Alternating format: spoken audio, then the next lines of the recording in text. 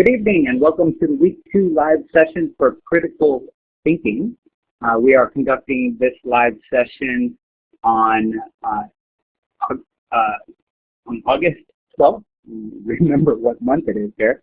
The year is flying by, and it's at 7 p.m.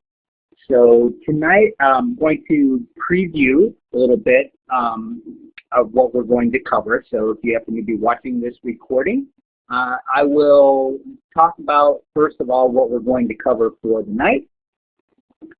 So we're going to take a quick run through the week 1 and 2 checklists.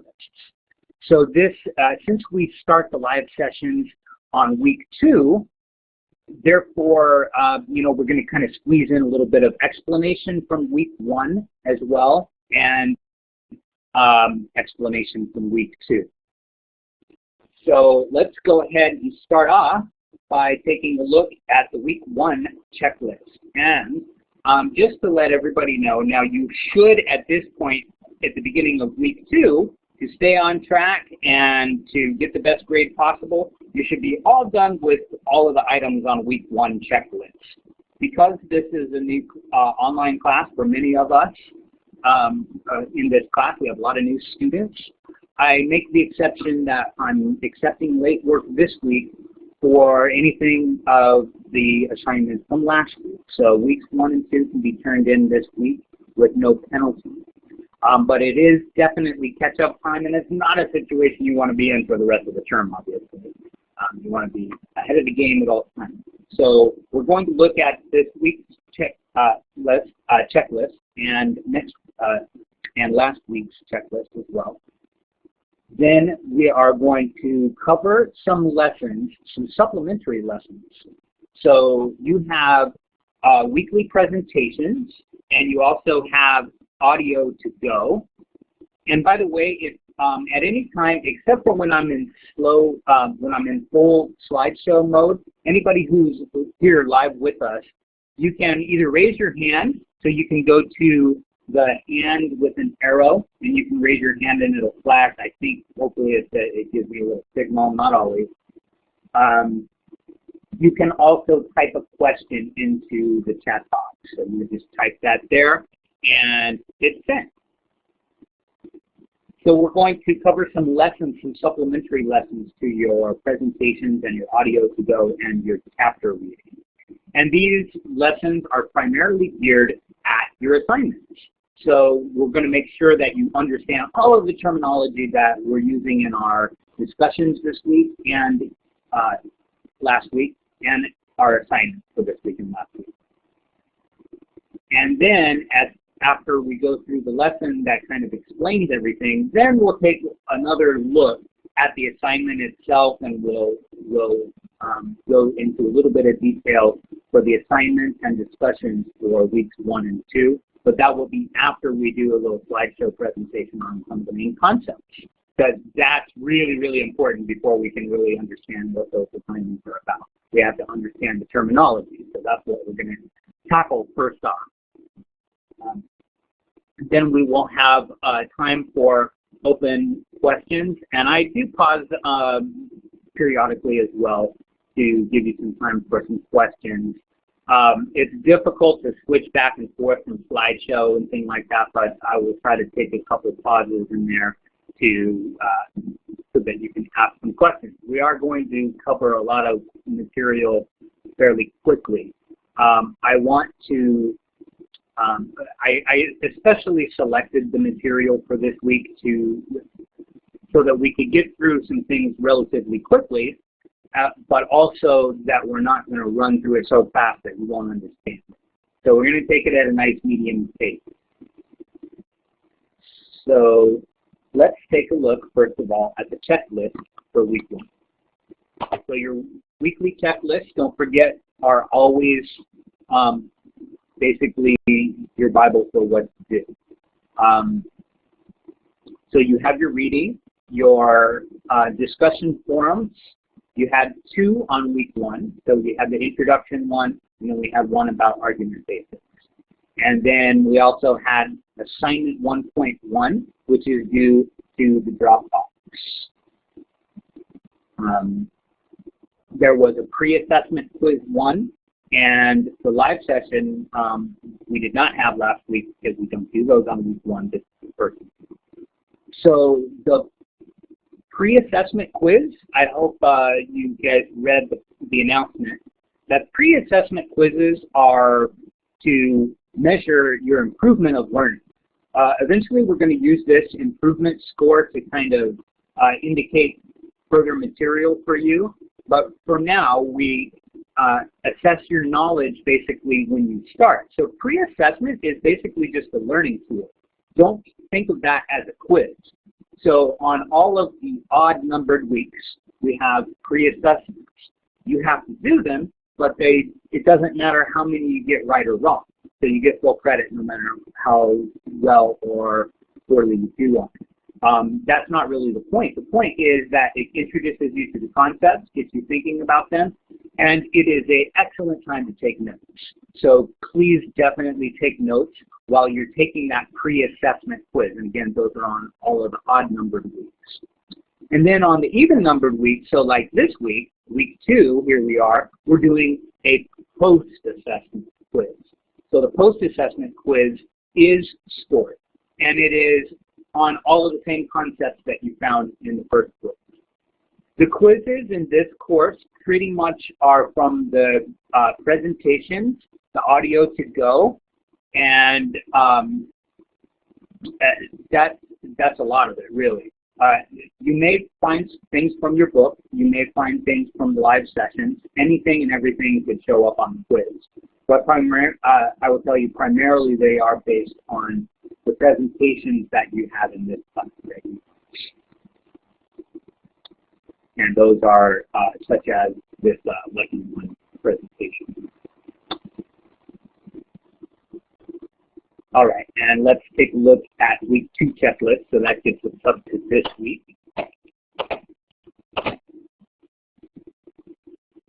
This week we have a reading assignment as well. We have one discussion on the rules of deduction. We have one assignment on validity and truth. We also have a journal entry, which is you submit journals by going up to the journal button on the top navigation menu.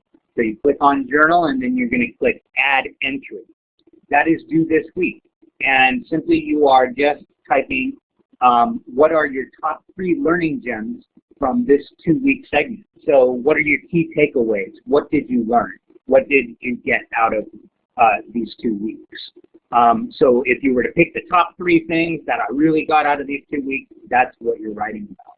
And then you're going to write one more paragraph about how you can apply these learning gems in your daily life. You could, they could help you with school. They could, in this class, they'll definitely help you a lot with school, and in your professional life and in your career. And then a key thing for a journal entry is one thing that you are grateful for today. And that can be related to the learning gems or not. So those journal entries are due on all of the even numbered weeks. So this is week 2, so we do have a journal entry due this week. And we do not have a PAL teach back. So I'm sorry, that's an error on the checklist. So if you see the PAL teach back, we'll be starting our PAL groups next week. So stay tuned for that. We're going to have some collaborative learning going on, and you will be responsible to show up and do your part in your group. So that's going to be where game is really on. So these first 2 weeks we're kind of easing into, and we're going to get into group work next week. So, and your group teammates, obviously, will be depending on you, and you'll be depending on them to pull your weight in your group. All right, so any questions at this point? You guys can raise your hand. You can also type questions into the chat box. If you raise your hand, then I can try giving you the mic. I run 2 sessions at the same time, so I'll be repeating your question if you type it or if you speak it.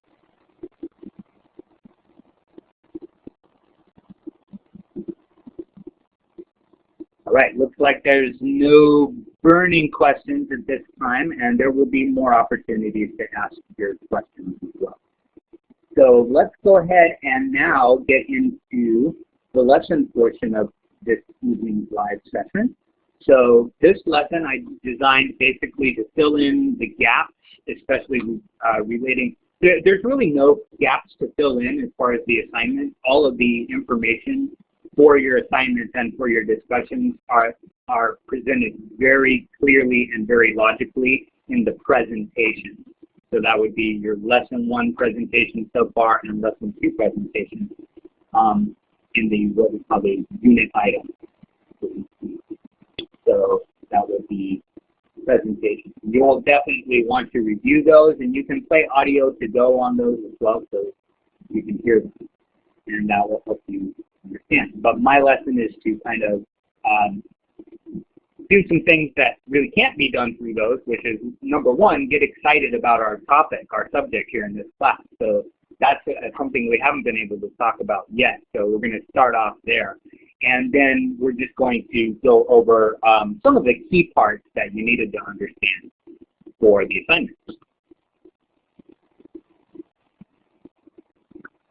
Again, any last minute questions before we go to slideshow mode? When I'm in slideshow mode, it's I can no longer see the control panel.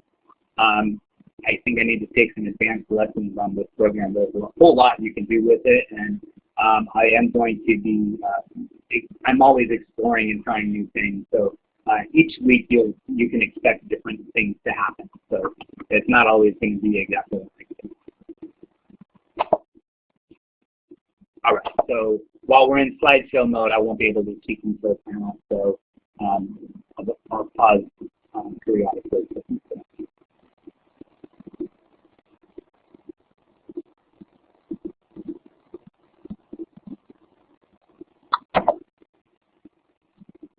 All right, so let's start off with arguments. How many of you guys like to argue and consider yourself a good arguer? I can't see your responses to that, unfortunately, but you can definitely, if you want to, type some things in there. I'll see them when I get back in a moment. But arguing is a great skill, and if you're paralegal in the paralegal program, this is going to be something that will really help you with your studies and of the law. And also in any career, critical thinking and problem solving is one of the most cherished skills you can possibly have as an employee anywhere. Can you quickly solve a problem? Can you figure out what what's the evidence and what's the best course of action? And that's what arguments are all about. Arguments are to try to convince somebody else to take your course of action. We also call this influence. So influence is something that everybody could use more of, because that's a true leadership quality. You look at these people who have become great leaders in our world, they are influencers. They can easily influence others. And so how do you do that? And how do you protect yourself from being influenced by other people that you don't want to be influenced by? So that's a huge part of critical thinking. So that's what we're going to focus on this week, is talking all about the basis of logic and critical thinking, which is an argument. So when you're saying things like, your claims are indefensible, or I demolished his argument, or you disagree, okay, shoot. And that's kind of an open invitation to argue, isn't it? Now, arguments are not just fights. Arguments, so you may have an argument with your significant other or your child or your parent or other relative or friend, and you may not be really stating what in this class, under the formal discipline of critical thinking, that doesn't qualify as an argument. An argument, you can't just yell a name and go, well, you're wrong. That's not, that's what sometimes we consider arguing, but that's not academic arguing. arguing in academia means that you have a conclusion, you have reasons to believe that conclusion or your claim. We also call those reasons premises. Premises is the plural way to say that. So you have one premise or two premises. And we also have an issue. So an argument makes a claim, it gives you reasons to support it, and it's about a particular issue or a question or controversy. So let's take a look just a little more deeply about the different parts of the argument. So number one is the issue. So the issue is just whatever you're arguing about. So things like, should the minimum wage be raised? Should energy drinks be regulated? Should hip-hop music be banned? I would hope not. But, so can you think of any issues that you could argue about? Go ahead and type some issues. I'll see them when I switch back to the control panel mode. So type one thing you think could be a current issue that you could argue about. That'd be kind of interesting. Let's see what we can come up with. So when is an issue not an issue? Well, an issue is not an issue when it's a topic. Topics are ideas or subjects. They only are issues when a question or a controversy is introduced. So a topic might be cell phones, but issues surrounding cell phones could be, do cell phones have too many applications? Are they a danger to our health? Can they detract from our safety? So those are issues because you can argue one side or the other. So if you just say my topic is cell phones, that's not an issue. So the topic leads to an issue, and then you have reasons to support your claim. If you're looking for the issue in an argument, then use the following statement. So the issue is whether, and that's what you want to say. The issue is whether, and so in this example, the issue is whether there is too much violence on TV. So what is the core question here? Whether or not what?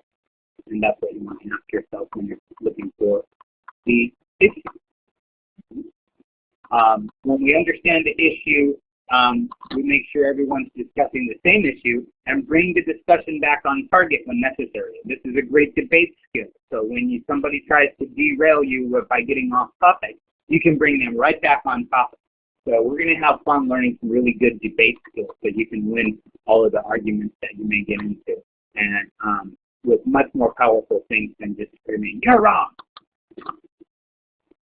So what kinds of issues can we have? We can have value sorts of issues, factual issues, and policy issues. So if we have a factual issue, we're talking about, is it true or false? Are smog control devices effective in preventing pollution? So that's the issue we're trying to argue about. Or we can have a definition. Does it fall into a certain category? Is a platypus a mammal? So we're arguing about the definition. We could also have a value issue. And this, teenagers argue about this all of the time, right? You don't like that? Well, you should like that. Or, yeah, why do you like that? You shouldn't like that.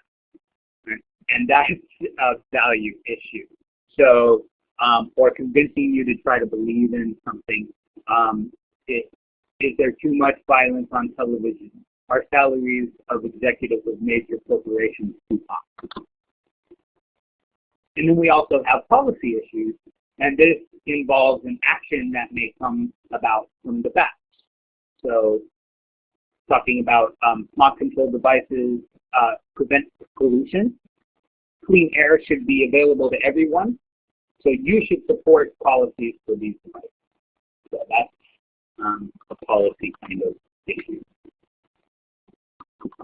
All right, so if there's too much violence on television, that would be a value issue. All right, you're trying to convince somebody to have that particular value and believe in it. Are seatbelts effective in preventing injuries? This is a factual issue, and it's of the descriptive type. And is a dolphin a mammal? So this is definition. And then will installing smog control devices prevent pollution? That's a policy issue. And so the last, another main part of the argument, in addition to issues, are the conclusions. So we also call these a position or a claim. So basically, this is your whole point of your argument. It's what you're trying to convince the other person. It's the stand you take on an issue or your position. If you're looking for a conclusion in an argument, then you want to look at the, basically ask yourself, what's the position of the writer or the speaker? What are they trying to say? What are they trying to convince you of? You can also usually find conclusions either at the beginning or at the end of an argument. Indicator words can be like therefore, so, thus, hence. My point is, what I believe is, or it is evident that, or any conclusion. So those are ways to find what's being claimed.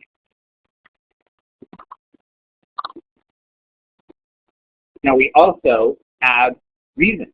We also call these reasons premises. In our lessons also we're calling them statements. So a statement or a premise is reasons why you should believe the conclusion. If you don't have reasons, then you have no argument. Okay? You cannot just say, you should believe that gay marriage should be legal in California. That's not an argument, is it? People try to pass that off as an argument, but now, as a student of critical thinking, you know that that is not an argument. That's the conclusion. There's no reason. To locate the reasons in the argument, you just look for the because. Indicator words like because or for, first, second, third, these are reasons that they're giving evidence by or furthermore or in addition or as you can see. Right? So those are the reasons.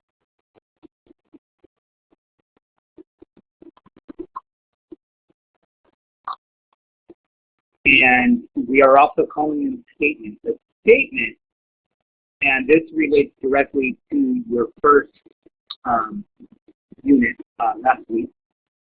So for statements, a statement is only a statement if it can be true or false. And sentences and clauses, questions and exclamations are not statements. So examples of statements, and this is from your presentation, the Eiffel Tower is in London, the Beatles are a band from England. And non-statements would be, have you ever been to the Eiffel Tower? Or hooray for the Beatles! That's just expressing a sentiment. That's not something that you can say is true or false. So in order for it to be a statement, it has to be have the verification being true or false. So you have to be able to say yes, that can be true or false. All right, another thing that we're talking about last week is explicit versus tacit premises. So here's some of our new terms. And these are really pretty easy terms if you think about them. They're just what we call $5 words. They're fancy things to describe, fancy words to describe really simple stuff. So an explicit premise is just something that you state. And so something, it's a statement that you make in your argument.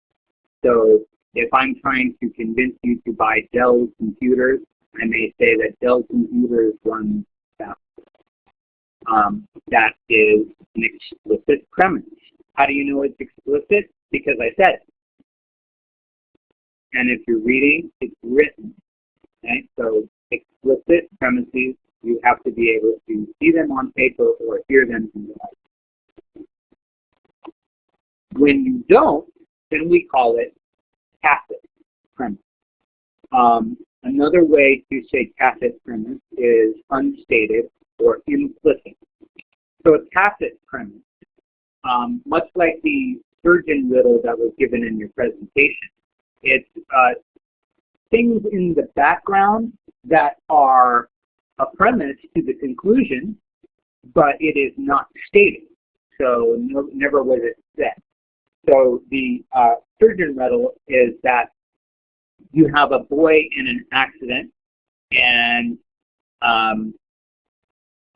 they went to the hospital, and the boy's father died in the accident.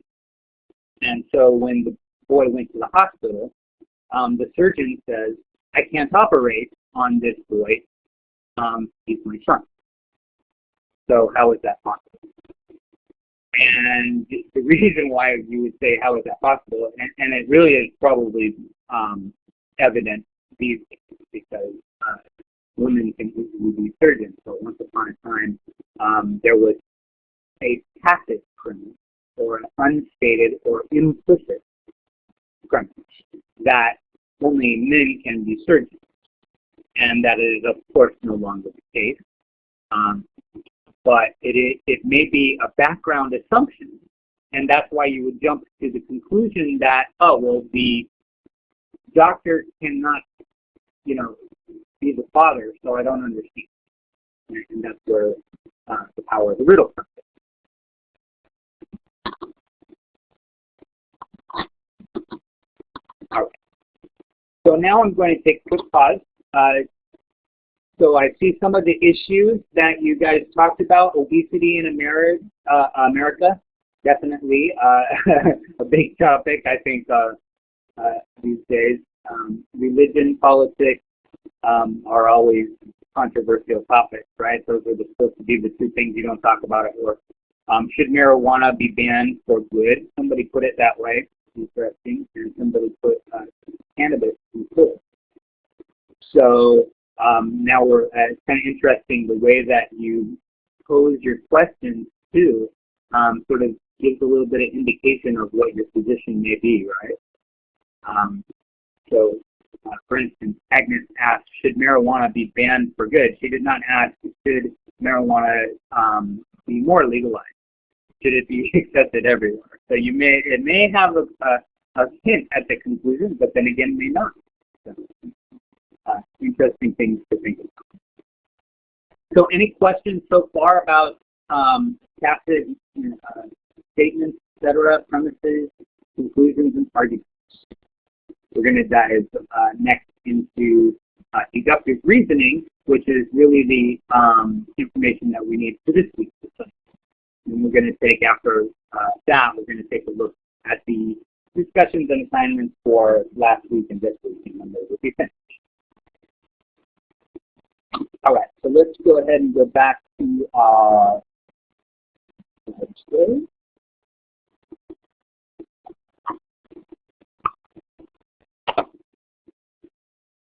So now let's talk a little bit about reasoning. Okay? So deductive reasoning is where you're reasoning from a general statement to a specific instance. There are two types of reasoning. There's deductive reasoning and there's inductive reasoning. So deductive reasoning goes from general to specific, and it aims for certainty. Okay? Deductive reasoning is usually following a structure. We'll take a look at that in a minute. And typically, the premises lead logically to the conclusion. Inductive reasoning, on the other hand, gives us probabilities. Inductive reasoning usually draws upon past examples and has a tacit premise or implied premise that things are likely to be repeated. So if something happened before, then this is likely to happen in the general order. We will cover inductive reasoning in much more detail in the coming weeks. Now we're going to focus on deductive reasoning. And it really is a neat thing to look at because it's an argument that supports itself because of the way it's constructed. We call this, here's another one of our $5 words, a syllogism. A syllogism is simply a series of statements that logically tie together. They are made up of premises and a conclusion. So let's take a look at this. All men are mortal. So that's our first statement, all men are mortal. And that's what we call a categorizing statement. Okay? We are talking about a particular class.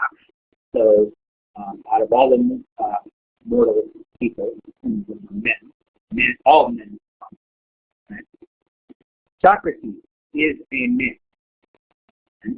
So if Socrates is a man and all men are mortal, then the conclusion must be that Socrates is mortal. And you don't even really need to state that conclusion, really. And many arguments are like that. So we'll say all men are mortal, Socrates is a man. The implied conclusion being that Socrates is mortal because he's a man. Now, see how one statement is required, the next statement is required, and then the logical conclusion. So this is deductive reasoning. Inductive reasoning doesn't do that. Inductive reasoning does things like tomatoes are getting better and better every year, so the environment.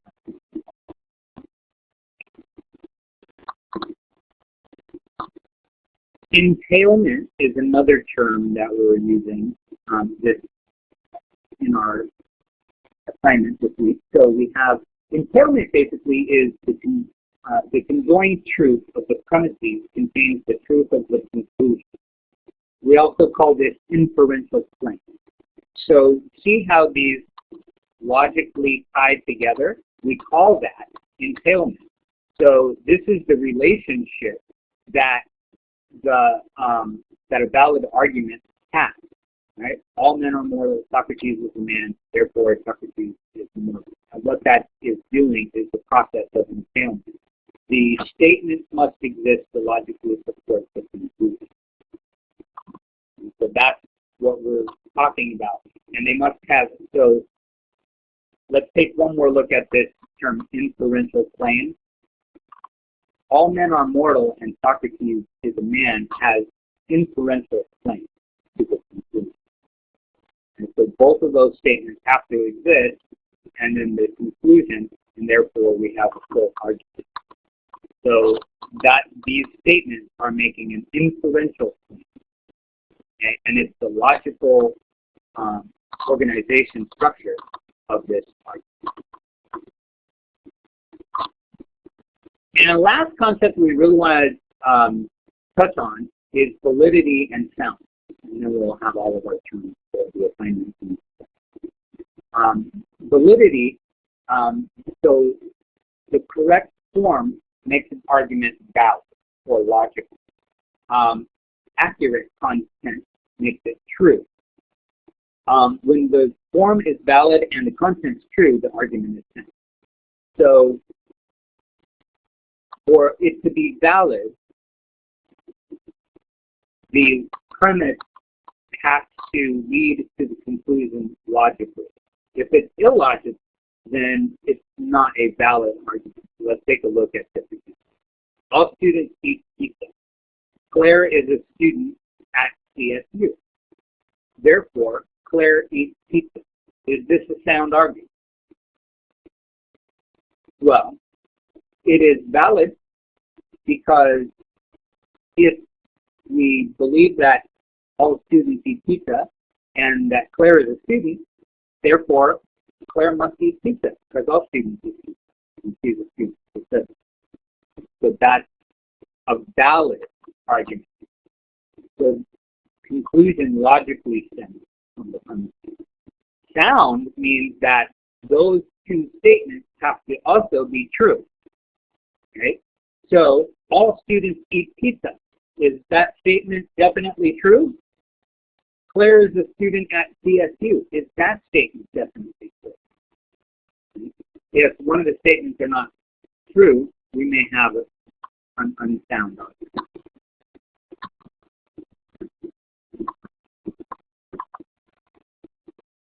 All women are terrible drivers is the argument, and I don't believe that. That's just the example I was given. Jane is a woman, therefore Jane is a terrible driver. Is the content true? Is the form valid? So, yes. The argument, no, obviously, if the content is not true, so I don't believe necessarily all women are terrible drivers, so therefore you may not have a sound argument. But that's what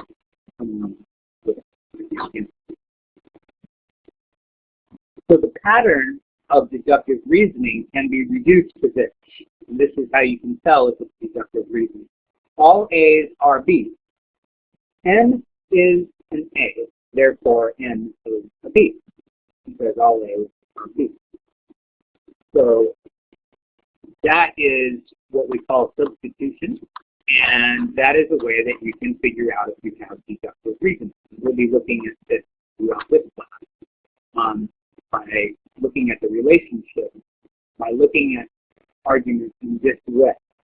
Right? And you're basically boiling it down, so it's kind of interesting. It doesn't really matter what you're talking about. What matters is the logic that you're using in the statement leading to the conclusion.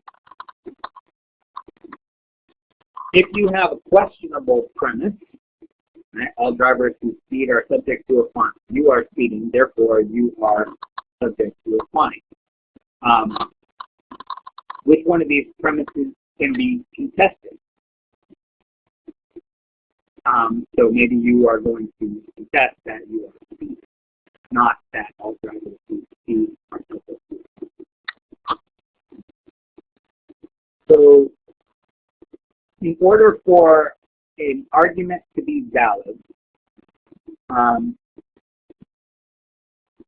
the argument basically, the premises have to logically lead to the conclusion. I'm not going to show this.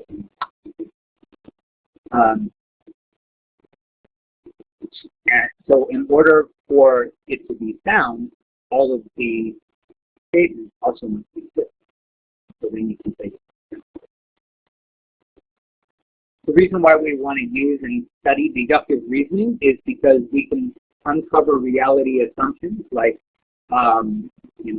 considering that or believing that tacit statement that all surgeons are only men, right? That's a reality assumption. So we can uncover those when we look at deductive reasoning. We can discover truth and make decisions, and we can combat prejudice and stereotyping. Okay. So now, if you have any questions, I'm back to the control panel, so you can ask your questions now. And while we do that, you can go ahead and type into the box.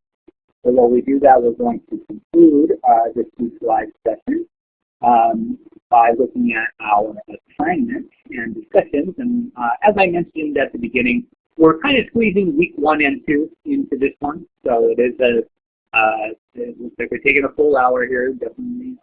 We won't always do that for you. I want to focus on the major important things. So if we can get down to it, sometimes we'll quick and slide something. So let's take a look at the discussion 1.1 first of all.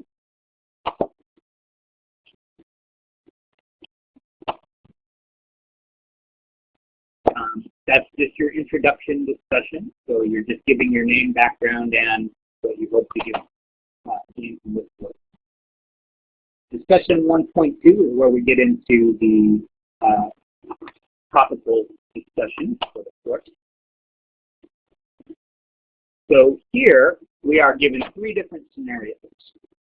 Basically, for the purposes of the discussion, just simply read the scenarios and what do you think would be possible conclusions from those statements.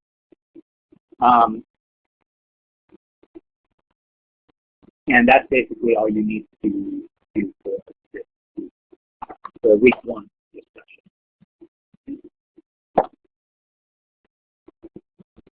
Also, we have an assignment, which was assignment 1.1. This one, so this is kind of a way of making the assignment somewhat interesting because we're talking about fairly dry concepts, I will admit.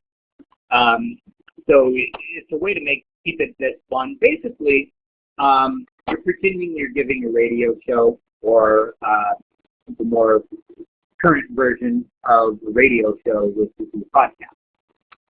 And this is basically where you're speaking into a microphone to a supposed listening audience. So you're saying, hey, everybody out there, we're going to talk about fast food, and we're going to do some brain stuff this week. We're going to look at some arguments, critical thinking. So let's take a look at this argument. Everyone I know likes Coca-Cola. It must be really good. So then, which is the premise out of this argument? Everyone I know likes Coca-Cola. That must be the premise. It must be really good. That must be the conclusion. And that's all you have to do for your assignment. So you're basically writing it as if you're speaking to. And so what that does is it lets you be relaxed on your writing. You don't have to be really formal about this. You can make it sound fun. And it's a way to just talk about it. And if you don't feel comfortable writing it like that, just take it, then just do a narrative format. What is the premise of these arguments? And then just type it out. Just take your best shot at it. Don't very really difficult. Then we also have some questions. Just take your best shot at these questions. And these questions we'll call segment 2 of assignment 1. And that is just basically on some of the lesson material we just covered. So do the assumptions really support the conclusion? Why or why not? If they don't support the conclusion, you know, if you say everyone likes Coca-Cola, so it must be really good, why might not that be the case? So just speak in regular words, or I should say write in regular words, and why do you think that might not be good? Identify which of the premises use deductive reasoning and which ones use inductive reasoning. So take your best shot at that. Which one looks like a logical argument? Like a syllogism that we were just looking at. And which ones look more like inductive reasoning based on past experiences? How can your assumptions inform the premise of an argument? So do you assume that just because something everybody likes something, that means it's good? That's a assumption. Contrast the principal differences between explicitly expressed and tacitly implied premises. Okay, so we're using those big words, so we're basically just saying, what are the differences between arguments that you make that you're saying, that you're stating, and those that you're not stating? And explain the effect explicit and implicit assumptions have on the final conclusion. Again, that's just another way of saying explain the effect that either stating something or not stating something has on the final conclusion.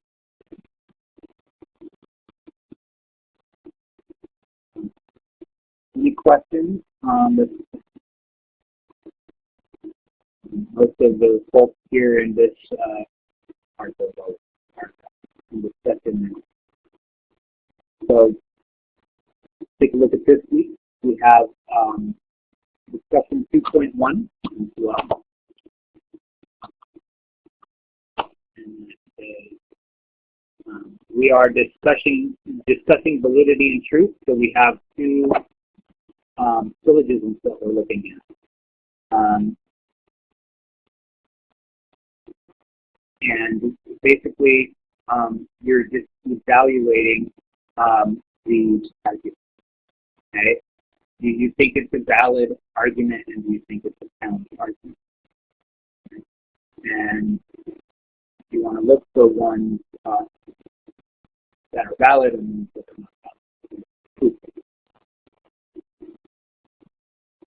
And then last but not least, we have question or assignment 2.1, and that is this week's writing assignment. And we are looking at soundness and validity. So read each scenario below and answer the question. So you're looking at what's the difference between soundness and validity in the context of Jeff's argument, and how can Jeff's argument be tested for validity. Okay.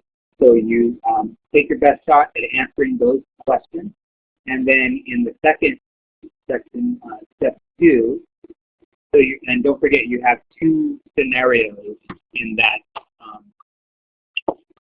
assignment. So you have scenario 1 that you're talking about, and scenario 2.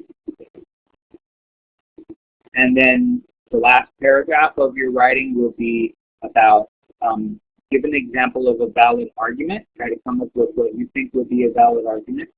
How does it exhibit inferential claims? So that's just a fancy way of saying how do the premises support the conclusion. Identify the process of entailment or deduction, right? And that's basically another fancy way of saying identify how in deduction your statements have to support the conclusion. You can basically say that. The process of entailment is that your statements have to support it. How can deduction be useful in determining the validity of an argument? So talk about how the conclusion has to be true if the premises are true. So for a valid argument, remember this, the conclusion has to be true if the premises are true. And can an argument have a valid form and false premises? I'm going to write about that and maybe give it. And that is the assignment and the discussion for this week, and that concludes our live session for this week. Thank you guys for joining me, guys and gals. And looks like we had a nice attendance this evening. I would like everybody to type in a learning gem for the evening. So this also functions as your attendance. So I will be recording. In my control panel, it doesn't show me your full name. It only shows me like part control of your first name. So this allows me to have record of your participation or your attendance here at the live session. So a learning gem is just one thing you got out of tonight's live session. So think about that and go ahead and type it into the box. And that is our roping closure for tonight. We will just type in your learning gems now. And if you have any questions, hang out for just a little bit after that. If you want to ask me any questions in particular, I will be hanging out for a little while longer if you have any questions. If not, we will see you next week. Thank you so much for your learning gems. Deductive reasoning can uncover reality. Please do type your learning gem now. This also functions as your attendance. So it's like here.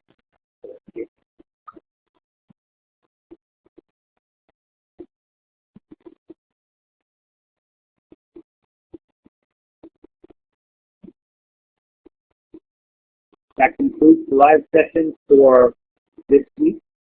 Please don't forget to type your learning gem, and we'll see you next week.